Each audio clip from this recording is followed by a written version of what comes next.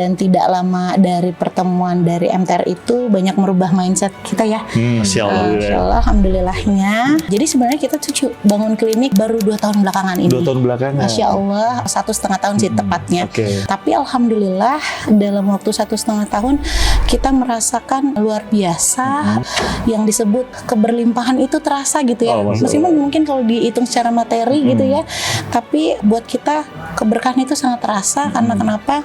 Karena dari klinik ini muncul banyak sekali yang kemudian kita rasakan bahwa manfaatnya ternyata bukan cuma di kehidupan secara bisnis saja gitu. Betul. Di kehidupan berkeluarga juga sangat berimpact gitu.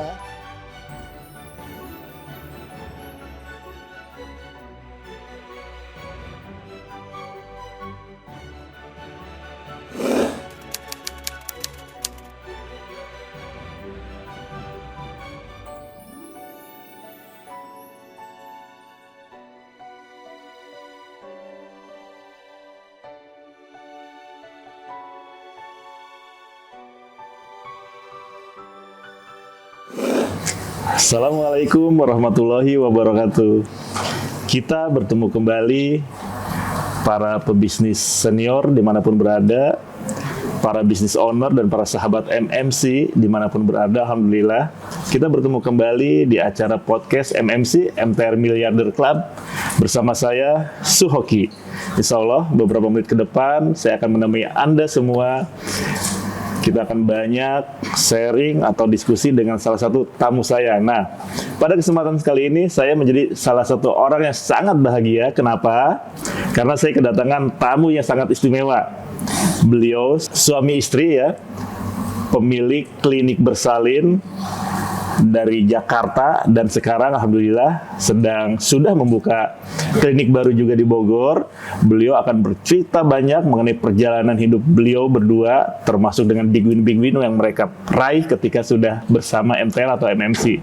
Langsung saja, beliau sudah ada di samping saya saat ini. Kita langsung sapa mereka. Assalamualaikum warahmatullahi wabarakatuh. Pak Pebro. Waalaikumsalam warahmatullahi wabarakatuh. Bidan Amel ya? Masya Allah. Gimana kabarnya Bapak Ibu? Alhamdulillah sehat. Alhamdulillah sehat ya. Semangat ya. Semangat. Masya Allah. Langsung aja Bidan Amel sama Pak Pebro ya. Ini kan bisnis klinik ya, klinik bersalin ya. Boleh diceritakan nggak teman-teman MMC ingin tahu lebih banyak seperti apa bisnisnya? Jadi klinik bersalin ini sebenarnya awal mulanya kan dari awalnya praktek bidan biasa ya. Alhamdulillah kemudian kami dipertemukan dengan MTR beberapa tahun lalu dan tidak lama dari pertemuan dari MTR itu banyak merubah mindset kita ya. Masya Allah, alhamdulillahnya. Dan kemudian jadi sebenarnya kita tuh bangun klinik baru 2 tahun belakangan ini. 2 tahun belakangan. Masya Allah, 1,5 tahun sih tepatnya. Tapi alhamdulillah dalam waktu 1,5 tahun kita merasakan luar biasa. Yang disebut keberlimpahan itu terasa gitu ya. Meskipun mungkin kalau dihitung secara materi gitu ya, tapi buat kita keberkahan itu sangat terasa. Karena kenapa? Karena dari klinik ini muncul banyak sekali yang kemudian kita rasakan bahwa manfaatnya ternyata bukan cuma di kehidupan secara bisnis saja gitu. Di kehidupan berkeluarga juga sangat berimpact gitu ya, kurang lebih. Dan itu pertama kali kenal MTR di tahun 2000 berapa? 2019. Dan waktu itu belum ada klinik ya? Belum, masih bidan praktek. Oh, Masya Allah. Jadi sebelumnya belum ada klinik, kemudian bergabung dengan MTR, kemudian tercetuslah ide untuk berbisnis di bidang klinik seperti ini. Sebelumnya apa Bu? Profesi dan sebagainya? Jadi awalnya saya seorang pegawai negeri sebenarnya. Pegawai negeri PNS sebuah puskesmas di Jakarta ya. Lalu kemudian ada satu momen di mana kita memang kemudian terjebak dalam gitu ya. Seperti biasa kebanyakan warga MTR kan datangnya pasti dari peribaan gitu. Nah, jadi alhamdulillah alhamdulillah kita juga nggak nyangka gitu. Ternyata kita masuk terjebak lah ya ibaratnya ke dalam satu komunitas yang kita tuh nggak expect. Pokoknya di luar expect kita lah. Kita pikir kita dapat cara-cara teknis praktis bagaimana selesai itu riba gitu ya. Wow, istri saya bilang kan terjebak ya. Kalau saya bilang Allah yang menuntut kan. Allah yang kasih jalan ya Pak ya, yang aja mempertemukan ke MTR. Nah, Jalannya Allah 2009 akhirnya 2019. 2019 akhirnya bertemu dengan MTR. Betul. Itulah cikal bakal yang akhirnya membawa Bapak dan Ibu di MTR ya. Iya, betul. Waktu itu sebenarnya tujuan atau motivasi pertamanya itu apa ketika kemudian menuju ke MTR? Awalnya itu kita nggak kebayang sama sekali itu mau arah kemana, penyelesaiannya seperti apa. Qadarullah-nya Allah menunjukkan ini kan satu tempat kerja dengan Dr. Yulia. Oke. Nah, Dr. Yulia yang kasih jalan seperti ini, kasih masukan. Akhirnya kita diarahkan ikutlah waktu itu kan awalnya WLC ya. WLC ya. Oke. Itu mulailah kenal MTR itu, Masya Allah. Luar biasa. Kemudian WLC banyak belajar ya. Iya, belajar. jadi ya kalau dibilang gitu ya, jadi suami itu suka bilang itu beruntung juga mu gitu. Jadi abu punya utang tuh ada manfaatnya gitu ya. Kenapa? Karena berawal dari situ sebenarnya. Justru pintu hidayahnya dari utang. Benar, karena Masya Allah itu udah sampai tahap yang debt collector namperin ke rumah gitu kan. Tapi saya nggak menganjurkan yang lain untuk berutang. Iya. Jadi pelajaran ya Pak. Pelajaran. Jadi 2019 ingin lunas utang, ketemu MTR pas banget ya. Pas banget. Ternyata setelah ketemu MTR, Allah kasih banyak bonus ya. Masya Allah. Utangnya lunas ya. Kemudian sekarang malah akhirnya terbuka untuk berbisnis Masya ya. Allah, Masya Allah. Ya. Benar, Nah, benar. kemudian ini menarik nih Bidan Amel. Sampai akhirnya kan ini proses panjang pembelajaran ya. Betul. Boleh diinfokan di MTR sudah ikut pembelajaran apa saja? Oh, ya kalau dari pertama diurutin tentu SMATR ya, Oke. dimana ya tadi itu SMATR tuh seolah-olah awalnya kita melihat sebagai solusi bagaimana nanti kita akan dapat suatu teknis praktis, pokoknya harapannya gitu, Iya. pulang dari SMATR tuh kita bisa menghindari debt collector gitu. Oke. Tapi kan nyatanya jreng-jreng Oke. gitu ya, Masya Allah gitu. Ini ya. Ya, Masya Allah, pokoknya di luar over ekspektasi Oke. kita lah ya. Sampai di SMATR ternyata yang diberikan adalah sesuatu yang sifatnya fundamental sekali gitu. Itu luar biasa ya Bu ya. Kita benar-benar teramazing gitu. Maksudnya ya Allah gitu. Ternyata kita tuh selama ini salah gitu ya. Pokoknya kayak tersadarkan Iya, lah. tersadarkan. Itu SMATR tuh menjadi pintu kayaknya. Pintu. Bener kalau kata Ustaz, pintu pengantar gitu ya. Benar kita dianterin ke dalam satu pintu yang kita ternyata harus Udah melihat. diantar aja. Benar. Nah akhirnya dari situ kita kemudian ada event juga yang berkesan setelah itu adalah event SPI sebenarnya. Nah, Smart Parents Smart Institute. Parent Institute. Nah, kebetulan memang kita juga termasuk pemerhati parenting gitu. Maksudnya artinya kita tuh memang untuk mendidik anak punya satu konsep tersendiri yang kita nggak mau ada pengasuh dan yang lain-lain. Baik. Ternyata setelah SP lebih dahsyat lagi gitu.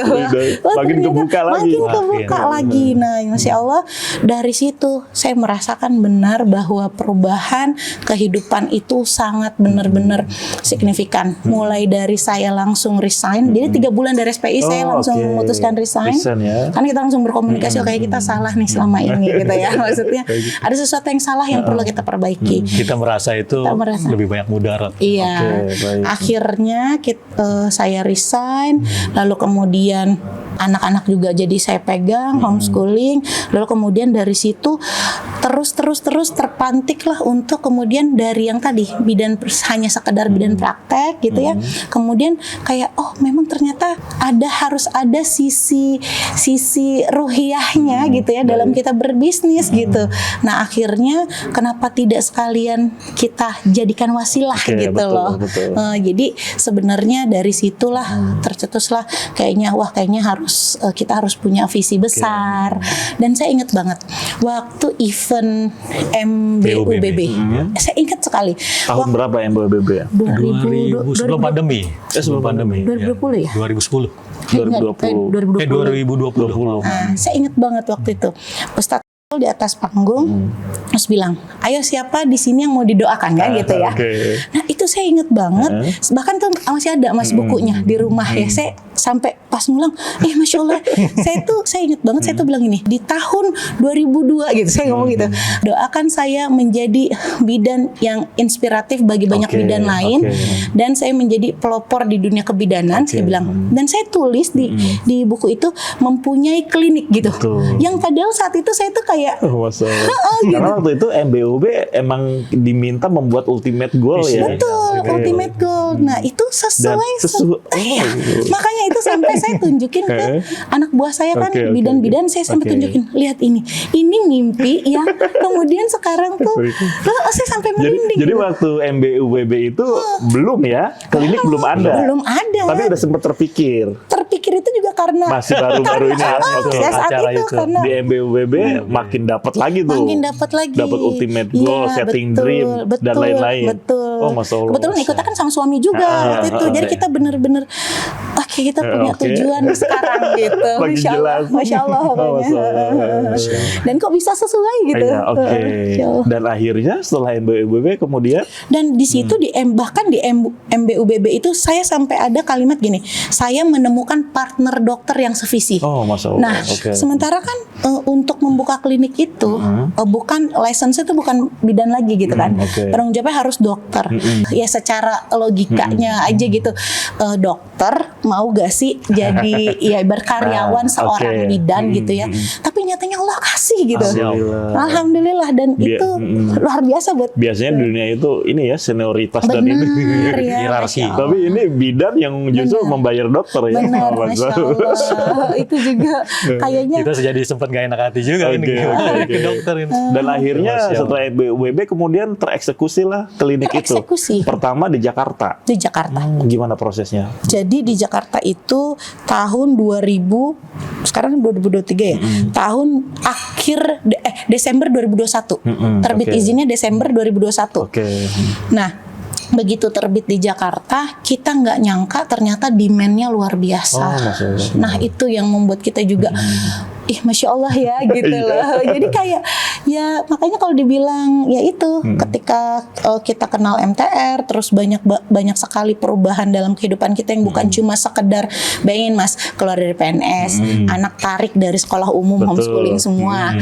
Terus kita benar-benar mau ngejual rumah kita, terus kita jadi ngontrak di tempat biasa, tapi kemudian terus kita jadi punya klinik. Itu kayak ini ngaji di mana sih? Orang gitu ngomongnya ngaji di mana berguru. Prosesnya lumayan cepet ya? Iya cepet banget. Cepet banget, Masya Allah gitu. Masya Allah dan kita juga sempat kaget ya waktu kita pembukaan di bulan Januari kan izinnya terbit 2021 Desember. Januari kita bikin grand opening lah ya. Kita undang Ustadz untuk hadir. Sebenarnya harapannya sih cuma ya kan beliau orang sibuk, ngundang alhamdulillah kalau datang. Kalau enggak ya nggak apa-apa, doanya aja sudah lebih dari cukup. Karena saya merasa bahwa banyak juga jadi wasilah buat saya membuka mindset dan begitu juga. Ternyata Masya Allah ya beliau berdua nyempetin datang ke tempat kita. Itu buat kita kayak tamu agung. Masya Allah gitu. Apresiasi kan Mas gitu ya secara seorang. Nah, ini kan perubahannya lumayan relatif cepat ya. Mengalami berbagai fase gitu ya. Nah pastinya Bidan Amel dan Pak Febro ini pasti ada tantangan dong ya. Ada kesulitan dan sebagainya. Sebenarnya hal yang paling mendasar waktu itu yang kemudian dirasakan apa? Tantangannya atau mungkin ada hambatan dan sebagainya gitu. Betul. Dan itu makanya kenapa saya belajar sekali juga dari MBUBB itu. Bahwa ternyata kita belajar sekali gitu kan. Kalau di MBUBB kan yang saya ingat tuh diajarkannya konsep ini. Kita itu adalah hasil kita masa lalu. Kan gitu ya Mas ya. Terus dan masa depan kita tuh yang kita lakukan sekarang. Jadi saya mindset itu benar-benar berubah Mas. Jadi ketika mendapat satu tantangan, saya merasa bahwa ini Allah sudah memberi kesempatan kepada kita. Akan kita ambil atau Allah kasih ke orang yang lain lah gitu. Jadi itu yang membuat saya tidak ada tantangan yang tidak bisa diselesaikan buat saya. Dan alhamdulillahnya suami juga setelah kita fokus ke klinik kita jadi lebih building tim lah. Gimana caranya suami lebih juga nguatin. Namanya kita perempuan Mas. Kadang-kadang ada rasa kayak aduh kayaknya sanggup sih. Nah di saat-saat itulah suami kadang-kadang ya inget lagi niatnya gitu ya. Nah itu. Nah, itu juga suatu tantangan buat saya juga itu awalnya Pak Hoki. Saya kan namanya ego laki-laki kan harus selalu punya usaha, itu harus selalu saya perjuangkan kan. Tapi setelah Pak Sam, kamu di sini aja. Saya udah nggak bisa. Nah itu yang ingin saya tanyakan Pak Febro. Bagaimanapun sebagai istri bidan Amel pastinya dong ada sosok nih seorang suami ya Pak Febro yang tadinya kan punya kesibukan sendiri. Pada akhirnya memutuskan ya udah deh saya sama-sama dengan support istri juga untuk membangun klinik. Nah sejauh mana nih perannya Bapak gitu? Ya jadi dari proses perubahan dari bidan praktek ke klinik kan juga butuh banyak pengurusan tentunya. Dan itu tidak lepas dari peran Pak suami juga gitu. Bagaimana mensupport dalam artian kita kan memang bukan orang yang punya modal terus buka klinik gitu ya. Kita benar-benar merintis dari nol. Jadi Masya Allah ketika bahkan saya pernah ada satu bukan benturan tapi tadi tantangan tadi yang tidak saya bisa selesaikan, namun ternyata solusinya tuh kata kamu tuh harus tegas ya gitu ya. Karena memang biar bagaimanapun juga kan kita butuh orang yang point of view-nya mungkin berbeda gitu sehingga memberikan masukan yang berbeda. Nah, mulai dari situ lalu kemudian bagaimana saat klinik di Jakarta itu yang pertama kali kan di Jakarta itu didesain ruangannya juga dari masukan-masukan beliau gitu. Dan yang saya ingat kata-kata dari dan yang selalu saya terapkan sampai saat ini adalah bahwa pintu surga kita tuh ada di rumah, gitu ya, ada di ridho suami gitu. Maka artinya gini, jangan sampai gitu ya pekerjaan yang kita lakukan ini kemudian malah membuat suami tidak ridho gitu. Jadi kan sebenarnya waktu dia usulkan tata ruang itu ya, itu saya sempat gini, kan saya yang lebih tahu gitu ya, sempat ada gitu, kan saya yang lebih tahu, kan saya yang lebih tahu gitu. Tapi saya berpikir-pikir lagi, coba deh diturutin, namanya juga ridho. Dan ternyata bener gitu, dengan konsep ruangan seperti itu, justru itu yang meng-up klinik kita bahwa ada klinik yang serasa staycation di hotel lah gitu ya ibaratnya gitu. Ini sangat menarik ya. Akhirnya terjadilah kolaborasi antara suami dan istri ya membangun klinik kan gitu. Nah, alhamdulillah di situ banyak efek positifnya ya. Jadi makin kompak, makin istilahnya makin dekat dan sebagainya dari klinik itu. Kemudian akhirnya berjalan klinik ya. Nah, otomatis kan ada konsep ya bidan Amel. Boleh diinfokan nggak konsep klinik dari bidan Amel seperti apa? Jadi konsep yang kita bilang ini adalah value di klinik kita gitu. Kenapa? Karena kita merasa bahwa ada sesuatu yang perlu kita sampaikan keluar sana. Dan itu saya dapat juga lagi-lagi untuk ibaratnya ke pasien gitu ya. Saya dapat banyak belajar dari tapi untuk sisi bisnis saya banyak belajar sekali dari coach-coach yang ada di MTR termasuk Ustadz. Nah, yang inti dari semuanya adalah bahwa kita tidak akan bisa merubah persepsi seseorang ketika kita tidak merubah mindsetnya. Nah, itu saya terapkan gitu ke pasien. Maka muncullah satu konsep. Waktu itu bahkan untuk memunculkan konsep ini saya sempat konsul ke padahal kan itu tidak ada basic kesehatan, maksudnya kebidanan gitu. Tapi karena memang pada akhirnya agama tidak pernah bisa dilepaskan gitu kan dari kehidupan. Jadi muncullah bertelur suatu konsep yang namanya unlogic birth. Di mana tagline-nya adalah bahwa ternyata tuh bersalin tidak butuh logika loh, hanya butuh Allah lah gitu. Nah itu luar biasa banget, terinspirasi dari yang banyaknya memang ilmu-ilmu yang diberikan oleh beliau-beliau. Karena kita melihat misalnya, ternyata kan persalinan itu sesuatu yang memang sudah terjadi sejak manusia ada. Jadi dia sebenarnya bukan suatu masalah yang perlu dicari solusi gitu ya. Beda dengan misalnya dunia kesehatan yang memang ada penyakit tertentu dicari vaksinnya, dicari obatnya gitu. Kalau lahiran kan tidak. Memang fitrah gitu ya. Dan kita bisa melihat betapa ibu-ibu kita zaman dulu lahiran ya segitu mudahnya. Bahkan kita pernah punya pasien itu dengan lumpuh total tapi tetap bisa melahirkan secara normal. Karena apa? Karena memang dasarnya Allah ketika kasih hamil berarti kasih kemampuan untuk melahirkan. Itu udah sepaket, nggak mungkin Allah ngasih hamil tapi kemampuan melahirkannya nggak dikasih. Nah konsep inilah yang harus kita tanamkan pada perempuan di luar sana, di mana mereka saat ini banyak sekali yang merasa tidak mampu untuk melahirkan normal hanya karena gitu ya. Satu dan yang lain hal. Gitu. Sangat menarik. Ya, itulah value membedakan dengan klinik lain. Jadi yang dibangun ketika pasien konsul tuh bukan nanti cara ngedennya gimana ya supaya lancar, bukan. Tapi yang kita bangun adalah mindsetnya. Mindset ya. Betul. Melahirkan harus butuh mindset.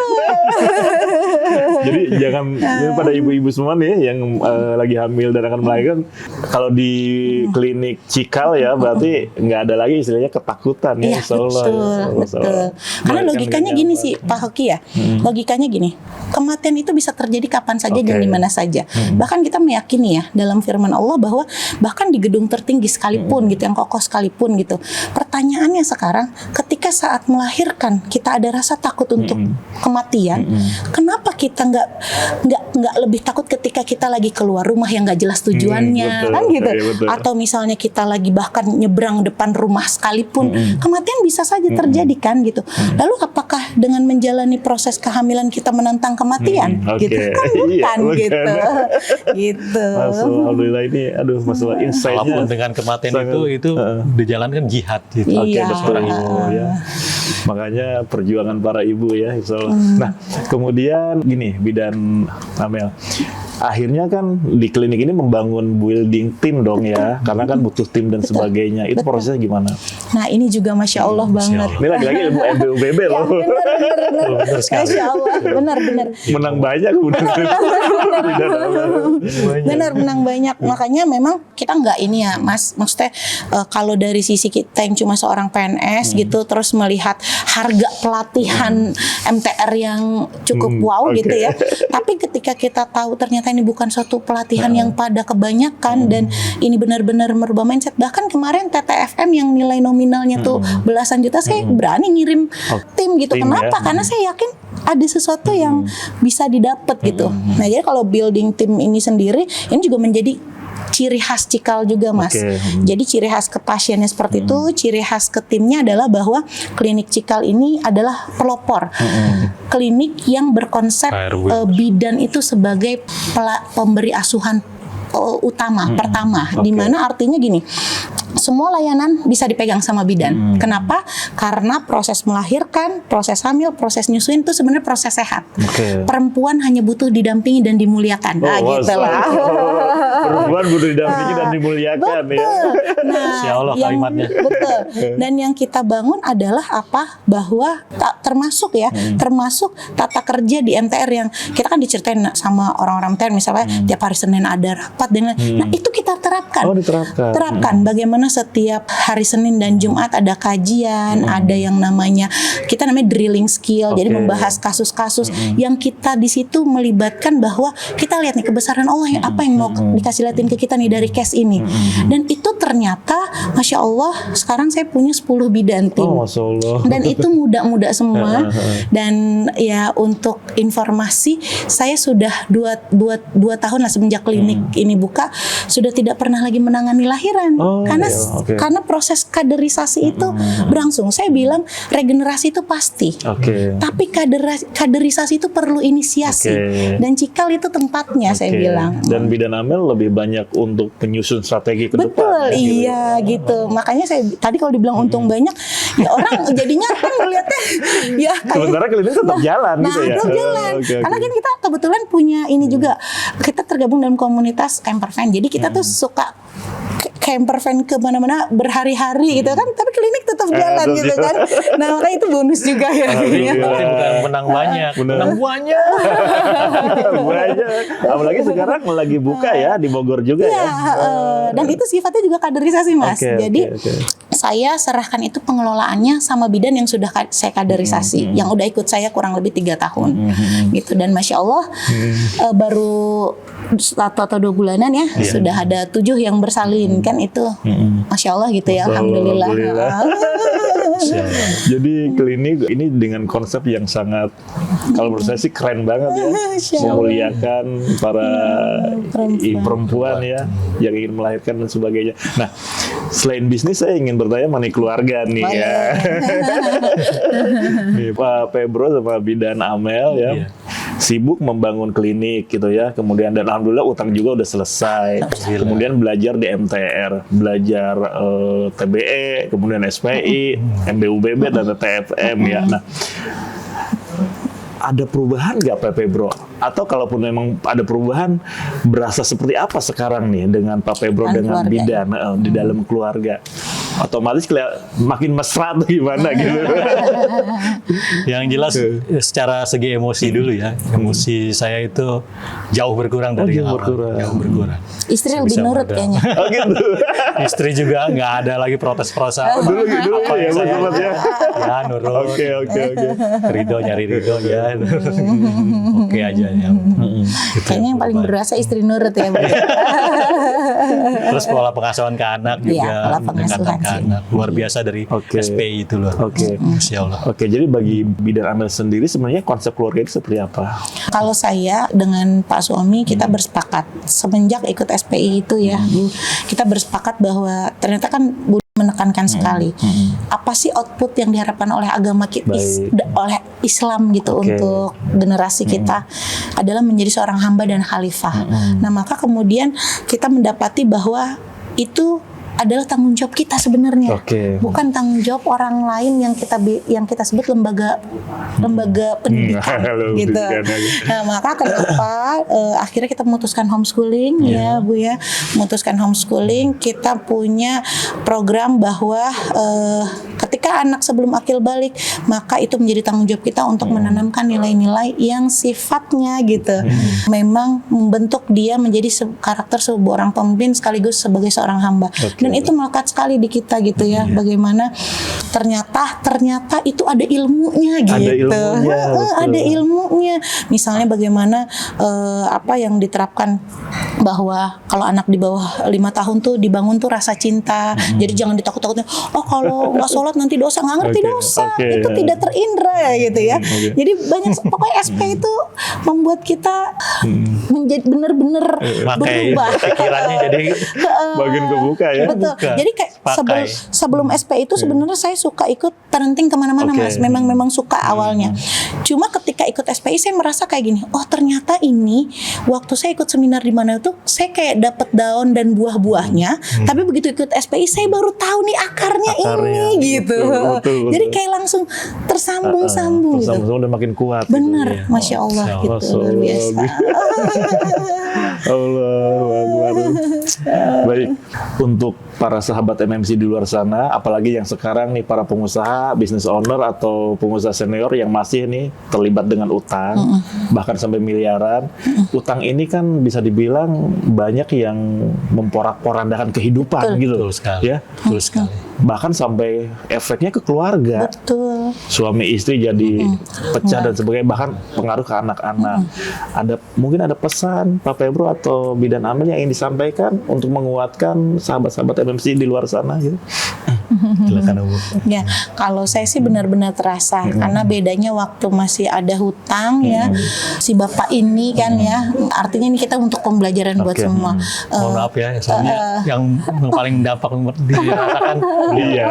Iya. Terasa sekali ada sesuatu yang diumpet-umpetin, lalu kemudian setiap pulang ke rumah kok ya panas gitu ya, maksudnya ya itu yang kita rasakan kayak memang sesuatu yang ini mau gimana sih kita gitu ya. Tapi saya kan nggak tahu gitu saat itu kan, baru tahunya nih sekarang bahwa ternyata kenapa alasannya berhutang karena ya pada akhirnya ya saya nggak mau lah sesuatu yang nyusahin istri ketahuan gitu. Tapi kan ternyata nggak kayak gitu. Kenapa? Karena ujung-ujungnya kan debt collector masuknya ke rumah juga gitu ya. Tahu-tahu juga lebih menyakitkan justru kalau tahunya dari sampai ini kan. shock.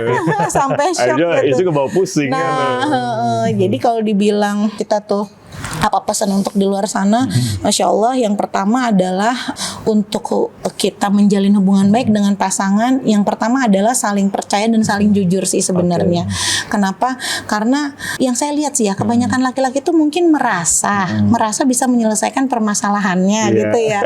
Karena kan maksudnya kayak ini bisa lah diselesaikan tanpa dikasih tau ke istri. Jadi gitu. Gak perlu bilang-bilang ya. Akhirnya shortcut ya gitu. Ternyata kan pasti impactnya namanya masih berkeluarga kan gitu. Nggak, saya waktu itu sampai bilang gini, kamu tuh udah nggak bujangan lagi, kamu tuh udah punya saya, kenapa nggak cerita gitu kan. Nah jadi saling jujur dan saling percaya kalau adalah sebenarnya fondasi dasar sebuah cinta dan kasih sayang di rumah itu bisa tumbuh tuh dari situ yang pertama kali. Dan yang kedua buat saya, ingatlah bahwa suami istri adalah ibadah terpanjang ya. Dan untuk para istri di luar sana, bahwa ridho suami itu adalah sesuatu yang sebenarnya pintu surga yang paling mudah kita dapatkan sebenarnya gitu. Sebenarnya gitu ya. Jauh-jauh nyari ya. Benar, gak usah jauh-jauh nyari gitu. Tapi para suami juga ingat gitu ya, bahwa ketika apa yang diberikan suami kepada istri itu kelak akan dipertanggungjawabkan juga di akhirat kelak gitu. Masya Allah. Saya tambahin sedikit Boleh, Pak. cuplikan dari sinetronnya Sidul. Bang Ben itu berpesan ke kita itu. Jujur, kalau enggak hidupmu hancur. jujur kalau enggak hidupmu hancur. Masya Allah. Artinya Bidan Amel sampai terjadi perubahan sedemikian drastis ya menuju yang perbaikan. Ini kan ada proses tolabul ilmu ya. Betul. Sebenarnya sepenting apa sih tolabul ilmu itu? Wah, Masya Allah ya. Dan itu juga saya syukuri. Mungkin gini ya, mungkin ketika saya setiap minggu kan saya datang tuh ngaji sama ya ke Bogor tuh, Jakarta Bogor yang harus ditempuh dalam waktu 1,5 jam ya. Dan itu entah mungkin perasaan saya gini. Ini kalau saya dipanggil, ini kajian sekarang ya dimajuin atau dimundurin, pokoknya waktunya dadakan, dan saya selalu, Bu gimana nih? Dan beliau selalu siap. Oke, saya bilang dia merasa karena dia merasakan impactnya istri setelah ngaji. Lebih karena gini Bidan Amel, terutama para pengusaha nih ya, kebanyakan ingin berubah gitu ya, lebih baik, tetapi ya itu tadi ketika ada diajak tolabul ilmu, berbayar mahal, nggak punya waktu, jauh kan gitu, kebanyakan biasanya seperti itu. Itulah tantangan yang biasa dialami oleh para pengusaha di luar sana gitu kan. Nah kalau Bidan Amel sendiri dan Pak Febro ya, ketika tolabul ilmu sendiri ya, ini memang dari sananya udah senang tolabul ilmu, tapi emang dari kesadaran atau gimana? Pak Abu gimana? Kalau saya pribadi sih tumbuhnya karena sadar diri ya. Sadaran. Sadar ya, kita penting gitu ya, ilmu ya. Butuh. Kita tanpa tolabul ilmu kita ini ya kayak gampang tersesat lagi. Betul. Berilmu dulu baru beramal gitu ya. Kalau nggak berilmu kemudian beramal bisa salah jalan, bisa tersesat. Dan akhirnya ilmu yang bisa jadi wasilah gitu ya, Masya Allah. Kalau saya sih karena saya merasa bahwa ketika sudah menemukan guru yang tepat, yang membuat saya, kan ilmu tuh sebenarnya datangnya dari Allah. Yang benar salah tuh datangnya dari Allah gitu kan. Adapun guru kita adalah wasilah. Maka ketika saya merasa bahwa ketika saya berguru dari seseorang yang mendekatkan, semakin mendekatkan diri saya kepada Allah, malah membuat saya semakin merasa tidak ada apa-apanya. Justru ini adalah jalan ilmu yang benar gitu. Jadi dengan keyakinan itu saya merasa bahwa kapan lagi kesempatan gitu. Kalau saya malah mikirnya kapan lagi kesempatan diajari ibaratnya gitu kan oleh orang yang kita kan tadi ya Mas, kalau kita sudah merasa puas ya saat itulah justru kebodohan kita dimulai gitu. Justru kita tolabul ilmu merasa kenikmatan ya. Nikmat ya. Mungkin buat orang lain merasa lelah, kalau kita niatnya kuat nggak ada lelah. Oke, baik. Alhamdulillah Rabbil Alamin, Masya Allah. Ini dari tadi saya merinding loh. Luar biasa insight-nya dari Bidan Amel sama Pak Febro. Ini Masya Allah nih, saya sangat berbahagia bisa mendapatkan banyak ilmu ya. Nah, yang terakhir, mungkin dari Bidan Amel dan Pak Febro ada mau closing statement yang ingin disampaikan kepada teman-teman di sana, atau beberapa kata mengenai MMC, silahkan. Kalau saya cuman ini aja. Punya gambaran sendiri ya, itu untuk entah itu lebay atau enggak, tapi saya berdasarkan ini aja. Kemarin itu di acara TAM itu kita harus berkaca terus pada sirah Nabi. Itu bisa dijadikan pelajaran. Itu ibaratnya ketika Nabi Nuh itu mengajak umat-umatnya, terutama anaknya, ayo kita ke tempat yang lebih tinggi, lebih baik gitu. Tapi pilihannya ada pada mereka kan. Nah, itu yang saya rasakan kalau kita memilih beliau yang kita anggap itu jadi tempat ilmu yang kepada Allah. Oke, Masya Allah. Tinggal nggak usah ragu-ragu ikut. Ya, yakin Jangan gitu ya. yang lain-lain nggak usah dilihat. Oke. Yakin mendekat terus kepada Allah. Oh, Masya Allah. Bidan Nabil Mungkin untuk pengusaha di luar sana atau siapapun itu, saya berkeyakinan bahwa tidak hanya satu ayat dalam Quran yang selalu mengatakan bahwa itulah tanda-tanda kebesaran Allah bagi orang yang berpikir. Dimana artinya orang yang berpikir adalah orang yang mencari ilmu tentunya. Maka ketika kita merasa menuntut ilmu, lalu kemudian kita merasa justru menjadi besar, maka itu ada yang salah. Harusnya ketika kita menuntut ilmu, kita justru merasakan kebesaran Allah yang tidak terbatas dan kita hanyalah hamba yang penuh keterbatasan. Nah, ketika sudah menemukan itu, maka genggam erat karena yang namanya manusia itu untuk tidak rugi dalam dunia sudah diingatkan juga sama Allah, tidak cukup beriman dan beramal soleh, melainkan harus berada dalam lingkungan yang saling mengingatkan pada kebenaran dan kesabaran. Insya Allah di MMC tempatnya. Amin. Menjadi kendaraan yang tepat ya, bersama orang-orang yang satu frekuensi. Masya Allah, alhamdulillah, terima kasih banyak. Sama-sama. Amel, Pak Febro, ini saya senang sekali ya bisa bertemu, mendapatkan banyak insight positif. Sebenarnya masih ingin terus ngobrol, tapi apa daya waktu kita memang sangat terbatas. Di sini. Nah itu makanya saya doakan, insya Allah mudah-mudahan kliniknya terus makin berkembang, nambah lagi cabangnya, makin banyak pasiennya. Atau mau disampaikan, siapa tahu ada ini mengenai klinik, bunda-bunda di luar sana yang ingin melahirkan di klinik. Saya mohon doanya saja dari semua para perempuan di luar sana. Mari kita menjalani proses kehamilan, persalinan dan menyusui ini. Kita jaga kefitrahannya sebagai bentuk taat kita sama Allah. Masya Allah. Baik. Baik, terima kasih banyak Pak Febro. Bidan Amel, baik. Alhamdulillah, Masya Allah, demikian ya. Ini sangat-sangat menginspirasi. Ini salah satu podcast terbaik kami ya, insya Allah. Saya juga merinding sepanjang ngobrol tadi.